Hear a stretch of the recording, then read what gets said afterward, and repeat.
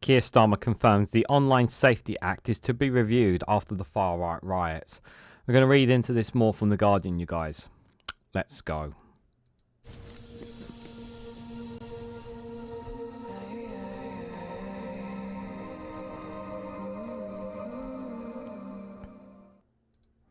Good morning, good afternoon, good evening, wherever you are in the world. This is Reganelite here with an article from The Guardian with the headline that Keir Starmer confirms the Online Safety Act is to be reviewed after the far-right riots. The remarks follows London's Mayor Sadiq Khan's saying role in misinformation in unrest showed law was inadequate. Guys, while you're here, make sure you hit the like button and share it across social media so others are notified of this video. So, Sadiq Khan, the London Mayor, did an exclusive in The Guardian basically questioning whether the Online Safety Act, about the Online Safety Act, and Keir Starmer has confirmed that it will be reviewed. And I absolutely 100% agree with this. The problem that we have is that people think that they can tweet whatever they like, Facebook post whatever they want on these big social media platforms that spread information like wildfire that could incite hatred or harm among others, and basically be allowed to get away with it. Because the problem is that we have some of these social media companies and some of its owners don't take enough ownership and responsibility of it, and more needs to be done to tackle them. Now, I know some people have talked about perhaps maybe Twitter, or X as it's called now, that perhaps even Keir Starmer should threaten to take X away from the UK. I don't agree with that assessment. I don't agree with that at all. I don't think that will solve the problem. I don't think it solves the issue. Now, I know a lot of people will also say that a lot of people who would consider themselves on the right, but some people will claim that they are not far right, that they're not part of the riots, but will try to claim, try to make this a point that these people's concerns need to be heard. And you're right, people's concerns do need to be heard, but you can't listen. Their concerns become invalid when they start smashing car windows and breaking into Greggs and, setting police vans on fire and attacking police officers. You can't negotiate when you're in that. You can't have a conversation with that person because it's just complete and pure violence. You can't have a sit-down conversation with them while they're spewing violence.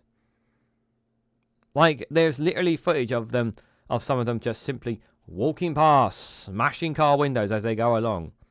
Doesn't matter who that car belongs to. Doesn't matter if it's white, if that's a white person's or a black person's car. It doesn't matter if they're an asylum seeker. Doesn't matter if they're a normal white British person's car. Doesn't matter. They're just going to smash it because it's perfectly all right, because we need to listen to their concerns.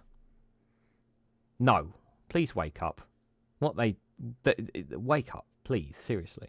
Like, these acts do not help anyone. They will not solve the immigration problems that we have in this country. We do have an immigration problem. We do. I accept that. And you guys know that I accept that. But do you think burning down a hotel is going to stop the boats? Do you think robbing a Greggs is going to stop the boats? No, it's not. It's not. Yes, we do have to need sit-down conversations, but causing riots is not going to solve your issues. And falling foul into misinformation and disinformation online is a major issue as well.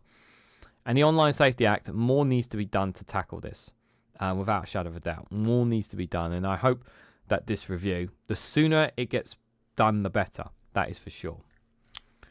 Let's read a bit more into this, you guys. So, Keir Starmer has said ministers will review the online misinformation laws after a spreading of falsehoods contributed to this month's far-right riots. The Prime Minister said social media was not a law-free zone during a visit to a police station on Friday. He was asked about remarks made by the London Mayor Sadiq Khan that the Online Safety Act, was not fit for purpose and needs to be revisited. Asked whether he agreed with Khan, Starmer told broadcasters, "I do agree that we're going to have a look more broadly at social media after this disorder, but this focus at the moment has to be on dealing with the disorder and making sure that our communities are safe and secure. There have been calls for the Online Safety Act, which empowers the media regulator to find social media platforms that fail to tackle disinformation, to be enforced more quickly." On social media, the Prime Minister said, "The first thing I say is this is not a law-free zone, and I think it is clear from the prosecutions and sentencing today Today we're due sentencing from online behaviour. That's a reminder to everyone, whether you are directly involved or whether you are remotely involved, you're a culprit and you will be put before the courts if you have broken the law. And so that happens today, and that's sentencing. Khan told The Guardian on Thursday, I think very swiftly, the government have realised there's a need to be amendments on the Online Safety Act, and I think what the government should do very quickly is check that if it's fit for purpose. I think it is not fit for purpose. Early on Friday, a minister said Khan raised a legitimate policy challenge when he told The Guardian there needed to be amendments to the legislation. Appearing on BBC Radio 4 Today programme, Nick Thomas-Simmons, the Paymaster General, said the government was prepared to quickly review and consider the Act and that police would come after people found to be inciting violence online. If we need to act in relation to online safety laws, we will. Sadiq Khan's challenge was that we quickly review it, consider it, and that's exactly what we will do. That's a legitimate policy challenge, and it's important to get that right. But irrespective of the policy debate, people who are acting now doing illegal things, online things like inciting violence, inciting courage, organising violence, that is against the law now. And if you're doing that now, just as you are engaging in threats and violent disorder on our streets, the police will come after you. Said they will come after you, and if you are behaving like that online as well, he said. The Act will become law. The Act became law last October and gives Ofcom the power to fine social media companies up to £18 million or 10% of their global turnover if they fail to take robust action against content inciting violence or terrorism. Ofcom is still drafting guidelines on how it implement the law, and enforcement is not expected to begin until at least next year.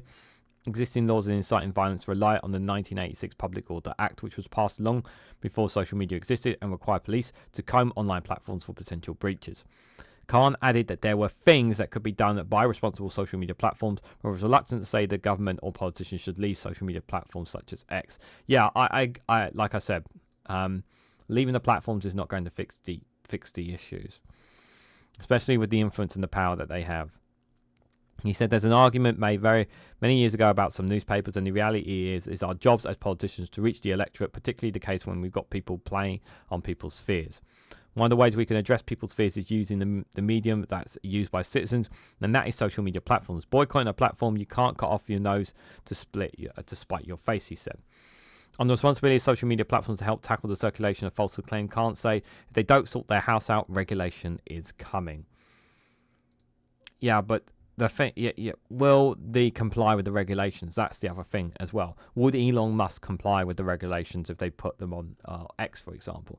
I do think Mark Zuckerberg. I don't see this much on Facebook and Instagram, and please feel free to comment down below if you see it a lot on there. Maybe in certain Facebook groups, perhaps potentially, maybe there are them on there. But there are some fringe social media apps and communities that are much more in the darker webs, that are much harder to track down. But it's more of the bigger news outlets of the likes of X, Instagram, social media, TikTok, Facebook. These ones, the bigger platforms, are the ones that generate these news assets. Lincoln was another one that was where one of the original posts, that's what started the misinformation from the Southpaw on the claims that the person was a Muslim, when in fact a Muslim that was a migrant that was brought in last month, when in fact it wasn't a Muslim, and this was actually a Christian person that was born in Cardiff and lived in the area, and is not an immigrant in any way, shape or form. But the perception of that was made by a post, and people jumped on that bandwagon straight away by one person's anonymous post. Even though the police dismissed it, saying that was not true, people still believed it. They refused to accept what the police were saying, and it was found to be true in the end, because the police were not withholding information as a certain politician was claiming to be. But yeah, more needs to be done when it comes to online safety, and we've seen an example of just how dangerous if social media is not held to account for its actions. And people need to be there's this saying on X, is that think before you tweet, and when you type something on social media, when you post something on social media, it can come back to bite you even after you delete it. So you should always take a great deal of care, and sometimes it's better sometimes not to engage with people online as well. But how they deal with certain social media platforms is variant to that one, including even here on YouTube.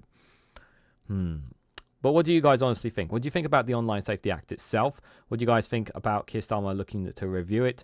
What do you guys think of the presence of social media and how it is managed? Or do you think that there should be a case, or is there an argument and a case in your view that perhaps that freedom of speech is being challenged by the Online Safety Act? Let me know your thoughts and more down in the comment section below, what you think about all of this. If you found this video interesting, please hit the like button. We greatly appreciate it. Share it across social media so others are notified of this video. And subscribe if you haven't already, because it does support the channel. And if you want to go one step further, financially support me and the work that I do here, you can do so by becoming a YouTube member for as little as 99p. Or join me on Rumble or Patreon for exclusive content on those platforms. So thank you all so much for watching, and I hope to catch you all very, very soon.